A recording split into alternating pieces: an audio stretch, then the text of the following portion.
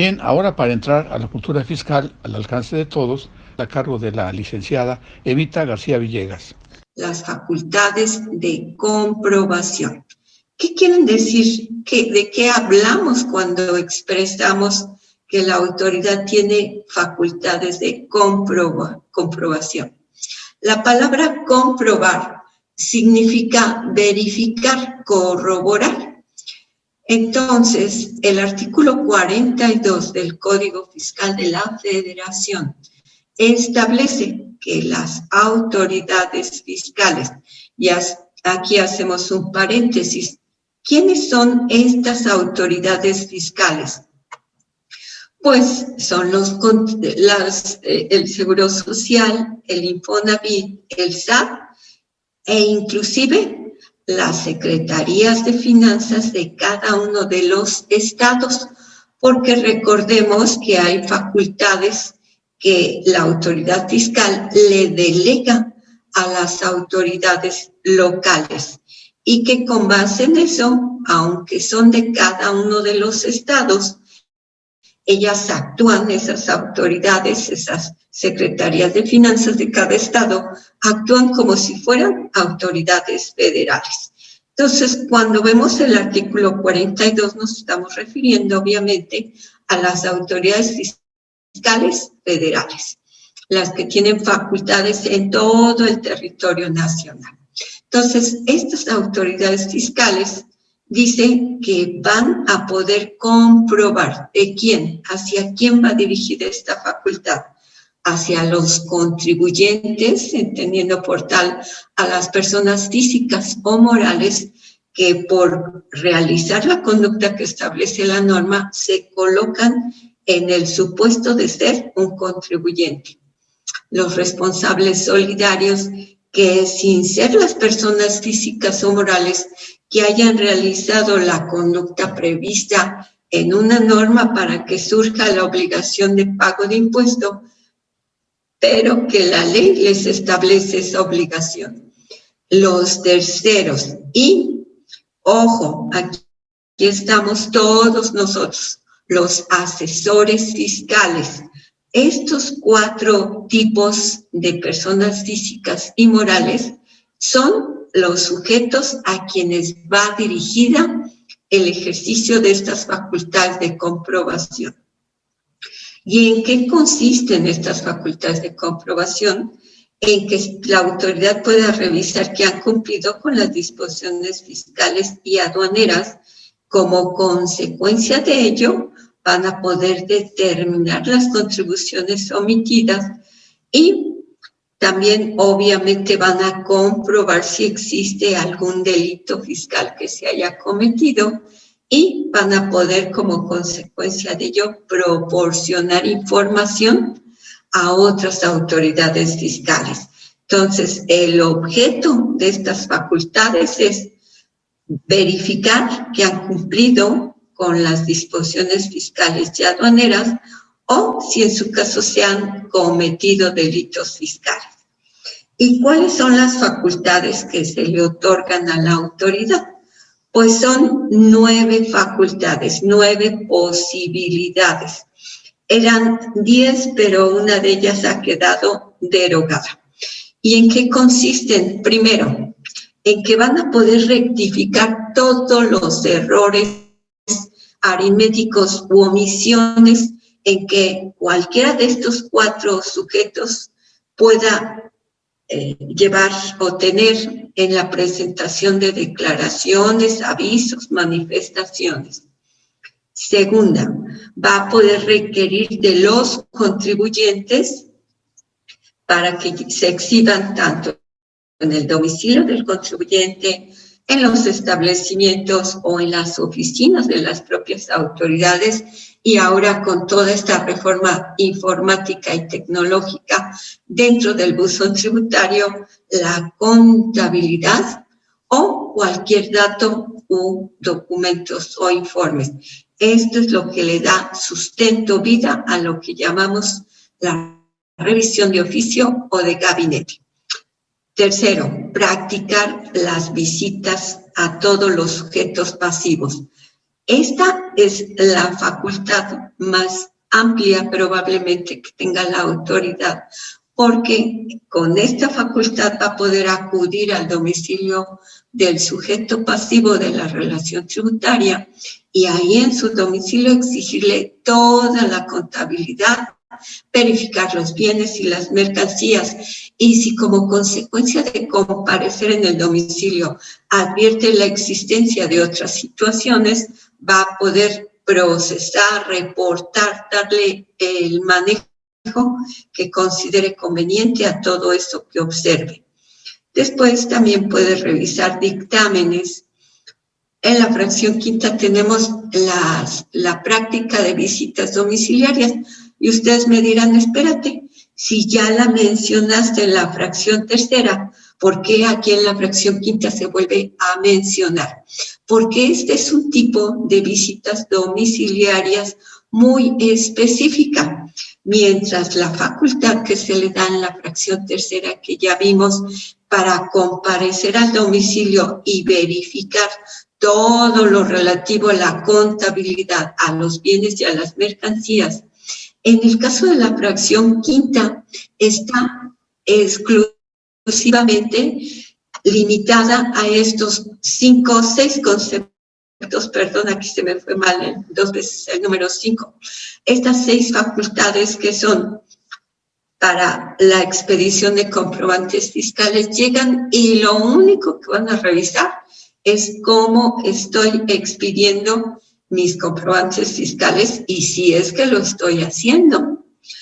Segunda, cómo operan las máquinas, los sistemas, los registros electrónicos, los controles volumétricos para la gente, por ejemplo, que se dedica a la venta de hidrocarburos.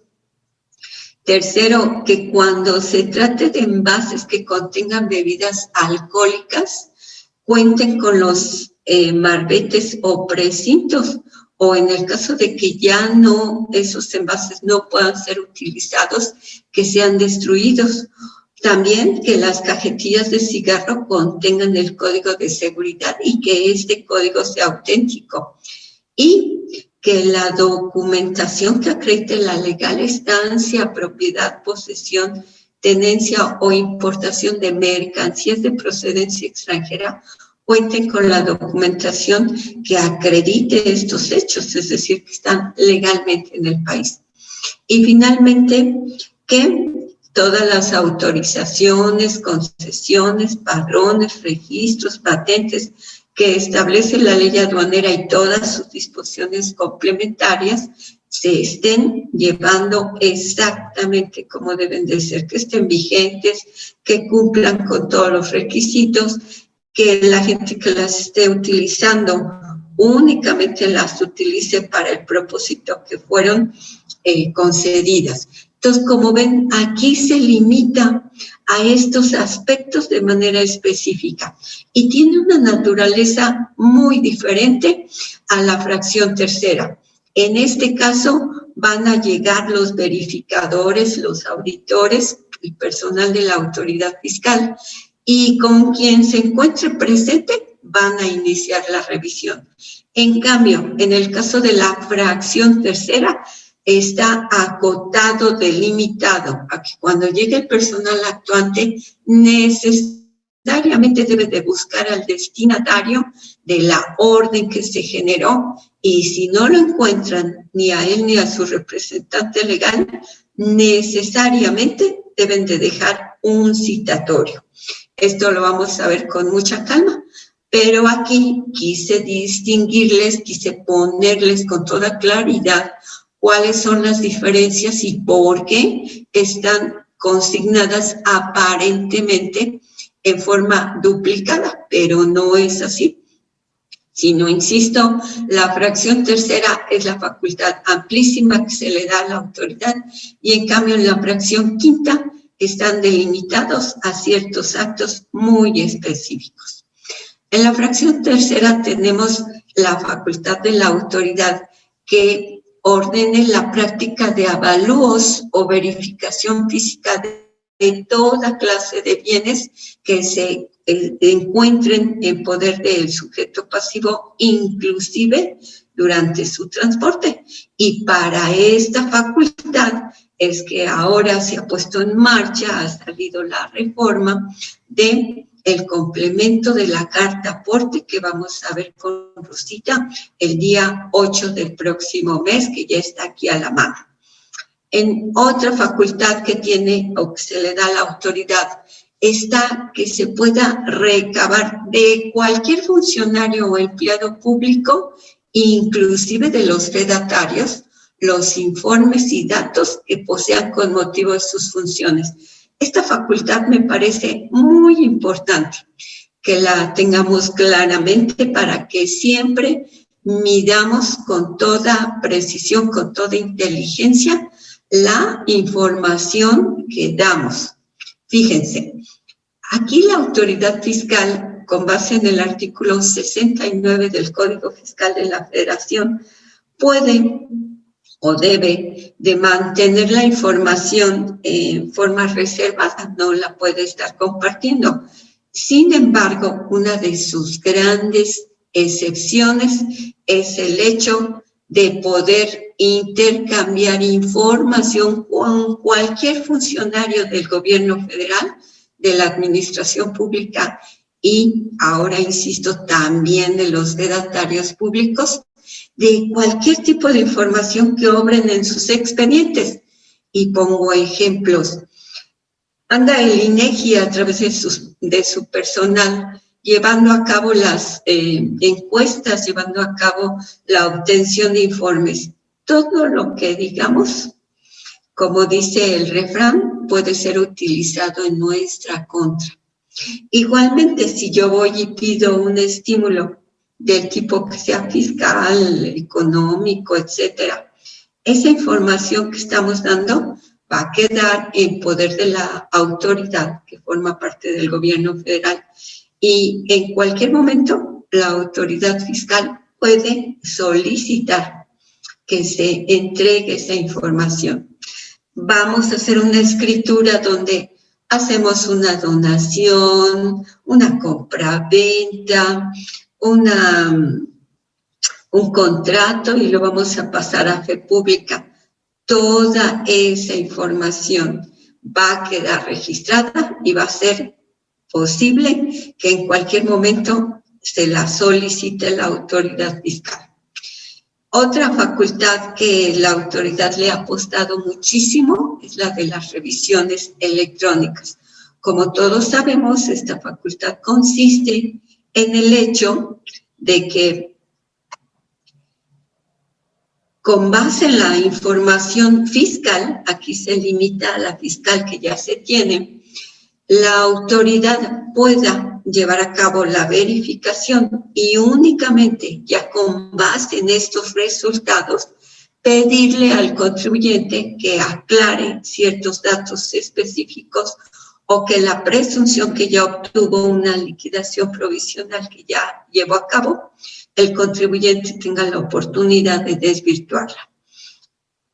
Otra facultad que tiene la autoridad, el de practicar visitas domiciliarias a los contribuyentes con un objeto único y exclusivo, verificar el número de operaciones que deban ser registradas como ingresos. Es decir, vamos a ver en el domicilio del contribuyente, en su día a día lo que está haciendo, cómo lo está haciendo, si efectivamente está emitiendo facturas por todo o está separando ingresos.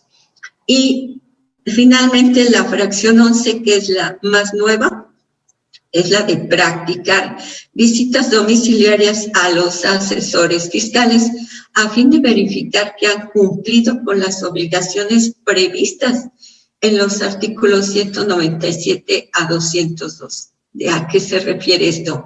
Que va a la autoridad fiscal poder llegar al domicilio de todos y cada uno de los asesores fiscales cuando estos asesores fiscales entren o entremos al esquema de todo lo que son los esquemas reportables.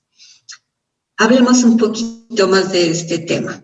Todo el mundo sabemos que en los artículos 197 a 202 del Código Fiscal de la Federación, está contemplado todo lo que se refiere a los esquemas reportables, que son la obligación que se impone al contribuyente o a sus asesores de transparentar, de informarle a la autoridad fiscal de la manera en que establece estrategias para disminuir el pago de las contribuciones. Cuando sucede esto, en los casos específicos que se contemplan en estos artículos, particularmente en el 199, entonces estos asesores fiscales y estos contribuyentes van a tener una serie de obligaciones, entre los cuales se encuentra el obtener un número de registro. Y ese número, consignarlo en todos los actos, en todas las declaraciones que se presenten.